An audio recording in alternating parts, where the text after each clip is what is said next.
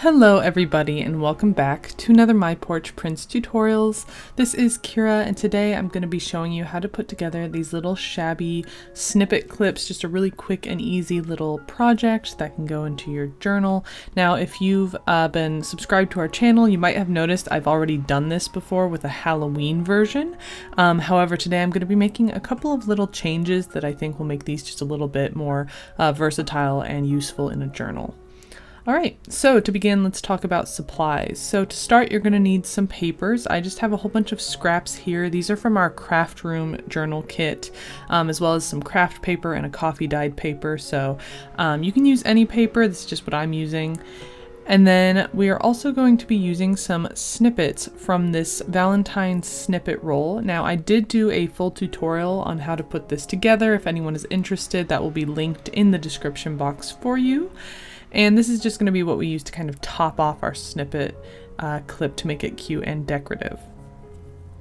Alright, next up we have our little paper doilies. Now mine are folded in half. You might notice there's a crease here. This is actually from another project I did on the channel. So again, I will link that down below if you're interested, but you can ignore the fold line. That's just from an old project. And then also, of course, we're going to need clips. This is a snippet clip. You could use paper clips or just glue them into a journal. That's fine. And the last time I did this, I used chipboard as kind of my main base, but it's kind of thick and heavy. So this time I'm going to be using these cards that came with some envelopes we bought on Amazon. I will have these linked below as well. And they're pretty thin and a little bit easier to use, basically like just cardstock. So I think this will be nice to have something a little bit thinner, a little more lightweight, but still sturdy enough to kind of hold up all of the layers. So this is what I'm going to use. So I'm just going to cut this in half, and this is going to give me two pieces that are about 4 by 6 inches. And these are going to be the base. So I'm going to do some light distressing here using this Tim Holtz distressing blade. Again, linked in our Amazon shop down in the description box if you're interested, just to give it a little bit of texture on the border. And then for my lace doilies here, I'm going in with some distress ink in the color Vintage Photo, and I'm just going to sort of lightly go over each of the edges and just give them a little more contrast. Now it's time for our layers. So I'm going to start with a piece of coffee dyed paper. I'm cutting this sort of with a straight edge just so that we have at least one piece that's still kind of clean, I guess, in our stack that we're going to be making here. It just makes it look a little bit more purposeful. But with the rest of the pieces, I'm going to roughly tear them by hand into just various shapes, sort of, you know, square, rectangle-esque shapes. And we want to layer them up from largest to smallest, starting in the back and coming to the front. And I like to kind of layer mine so there's some contrast between the pieces, some light, some dark, some color. And I'm going to top them off with a snippet of my choosing, so just going into my roll, tearing off a piece that I like, and that's going to be the topper. And don't forget to go over any pieces with distress ink if that's something you want to do. Again, just bring out that contrast and that aging and shabbiness. And the final layer is going to be a piece of lighter paper. I'm going in with that coffee dyed paper again, and I had a scrap that was just big enough for both of my pieces, so that's what I'm going to use. I'm just going to cut it in half, and that's going to be sort of the back layer here. So I'm going to kind of lay everything out and try to get a feel for what I like here. And you can go as far as you want with decorating. I'm going to just keep things simple and add some of these journal words here. I did go over these with some distress ink, and I added an eyelet and a ribbon. And I cut the edges of my ribbon to make them more, I don't know, ribbon-like, just decorative.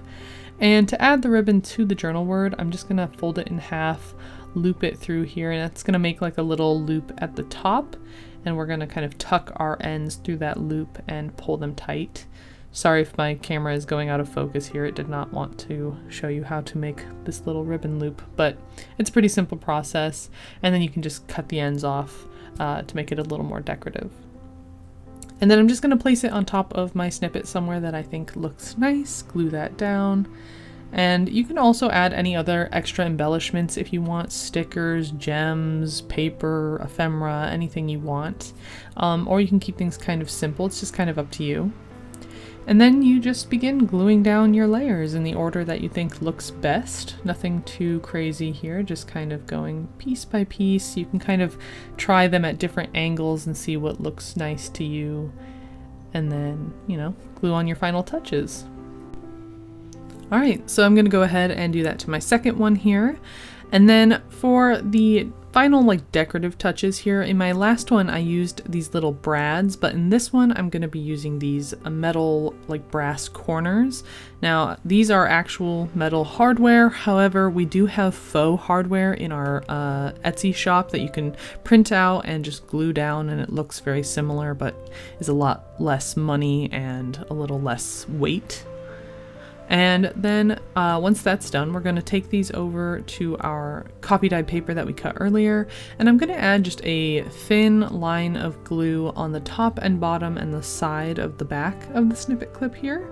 Glue that down, and when you wait for that to dry, you can go over the edges with some distress ink just to kind of finish it up here, make it look, you know, final and done. And then you can tuck in some ephemera pieces in between that little slot we just made. These are from our Everything ephemera pack. Again, I will link that down below if you're interested. But now you have this cute little decorative, extra decorative ephemera piece that you can tuck into your junk journal. Just clip it to the top of the page. Doesn't get in the way of any writing space, but is still pretty and looks unique, and you can add ephemera into it and things like that. So I hope you had fun with today's tutorial. Thanks so much for crafting with me, and I will see you in the next video. Bye!